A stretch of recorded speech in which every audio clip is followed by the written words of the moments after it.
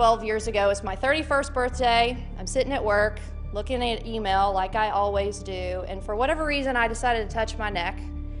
And as I did, I couldn't feel this bone right here. It was all swelled up, and I was thinking, man, it doesn't hurt. What is that? Something's weird. I've got this lump on my neck that's about the size of a baseball, between a baseball and a softball, that is really, I mean, I didn't notice it. And so, of course, what do we all do? We go to all of our coworkers and we say, hey, look at this. What do you think that is, right? I had no idea when I met Serena that she was a survivor and was just really recovering at that point, right? That just happened to be about the time that I was starting a new life in McKinney, Texas, and developed a sinus infection that wouldn't go away. So you said, all right, we're gonna send you over to the hospital, we're gonna get a CT scan, and... So I finally go to the doctor just to get that, antibiotic or steroid or something to help me clear my head so I can get through. And that doctor's visit turned into months of testing and bone marrow biopsies and phlebotomy treatments. We're on the phone together and we're listening, and of course we hear the horrible C word. You've got a myeloproliferative neoplasm called polycythemia vera. What the hell does that mean, right? And he didn't want to say the word, but it's a blood cancer, right? And it's chronic, there is no cure. Over the next year, I walked around nauseous 100% of the time. But I'm at a high risk of heart attack or stroke. And they said probably within 10 years. It was 9 years, April 29th, and I had my third heart attack in 6 weeks. I was actually in London during the first episode preparing for a class. I woke up in the middle of the night with my heart racing and just feeling like I was having a panic attack. And I felt horrible the next day, but I got over it. It happened again 2 weeks later while I was in India. I got home from India, and the very next day ended up in the emergency room, and turns out it was a heart attack. The LLS has been around, the Leukemia and Lymphoma Society has been around since 1959. We are a nonprofit that is solely focused on finding cures and treatments for blood cancers, which most of us know as the leukemias and lymphomas and multiple myelomas. I'm thinking, okay, God, I hear you. This is my sign. This is what I'm supposed to be involved in. Right after I got back, I saw on the Facebook page for Team in Training that they needed a mentor for Disney. And I said, okay, I can do that. I'll go cheer people along. At no point along that way did I have the slightest clue that that meant I did the race, right? So Rick had actually decided that he was going to do the race with me because he had heard how much I love Team in Training. I had a marathon to prepare for and a team to get ready to go for this. And I was in the right place at the right time, and two of the doctors that were treating me, as well as two of the nurses in my cardiac rehab, have either been coaches or participants with Team in Training, right?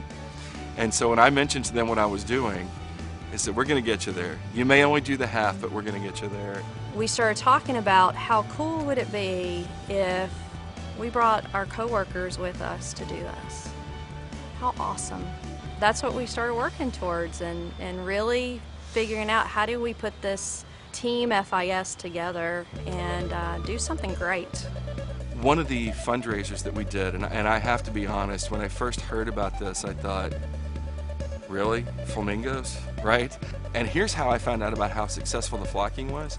I was actually in Bangkok doing a challenge class over there, and folks from that class are talking about this thing about flamingos in somebody's office, and they saw a picture about it and wanted to know if I knew anything about this, right?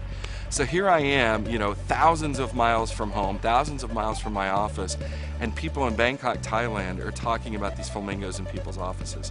That flocking really brought people together across campuses, and managers are telling us, we're constantly looking for ways to appreciate our employees that we don't see on a daily basis.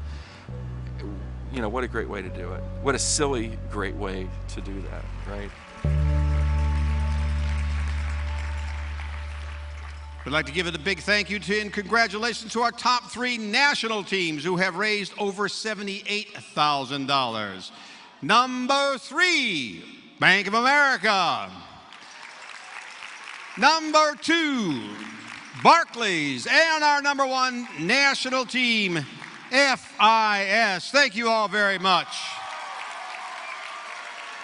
Now, speaking of FIS, I would like to highlight this corporate team as they have achieved a phenomenal accomplishment. They demonstrate that fundraising benchmarks have grown to extraordinary levels.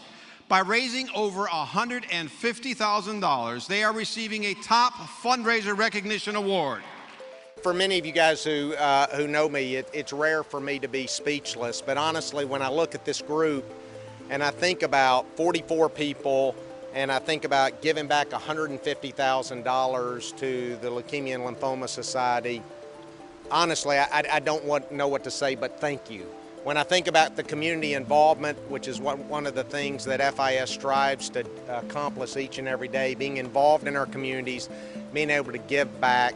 We're so fortunate to have the jobs we have, but we're so fortunate to have people like you in this company that are willing to sacrifice their time, honestly sacrifice their bodies for what you're about to do, and to make that kind of commitment to that kind of cause is just phenomenal. When you do the right thing, you feel good, and it was all self-motivated, right? There's no one had an objective to go do this from their boss. They knew it was the right thing to do and to give back, and they've done that, and that's what we're very proud of.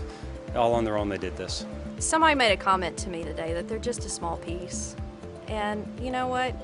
We're all just small pieces of the greater good that even this event is bringing, with research. But when you get a lot of little small pieces together, they become a very big chunk of something. Heroes to me are people who do something for someone else that they never know, they'll never meet, they don't have any idea. And those people that you're helping don't have any idea who you are. That's a hero. That's who you are.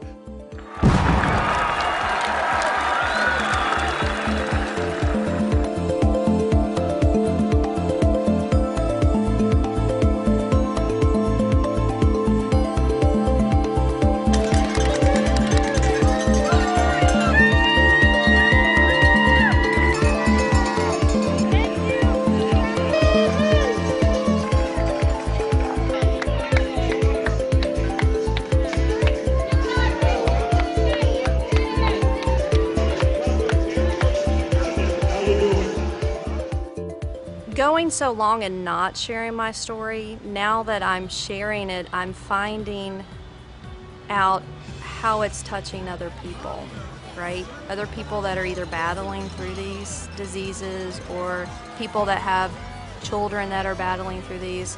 So having the honor, it really is an honor to share my story with people because it gives people hope. We're not looking for someone in Bangkok to contribute to a cause that is somewhat US-centric, right? But when they hear those stories about what, two people that decide to do a half marathon together, next thing you know is turning into 20 people putting together a hypothetical recruiting program, which turns into 44 people who are breaking records, with fundraising for a fantastic cause that has not just touched so many people, but touched so many of our own in the FIS family, right? That's contagious.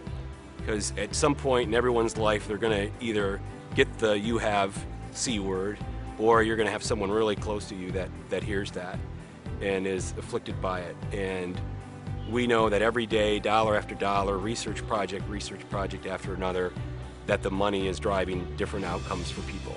It's been a roller coaster ride as we've gone through this as a company and as a team, but again, I've been humbled by what we've been able to accomplish together. I was stage 4 whenever I found out I had this, so the fact that I'm sitting here in front of you today is quite a miracle, really. Cancer sucks.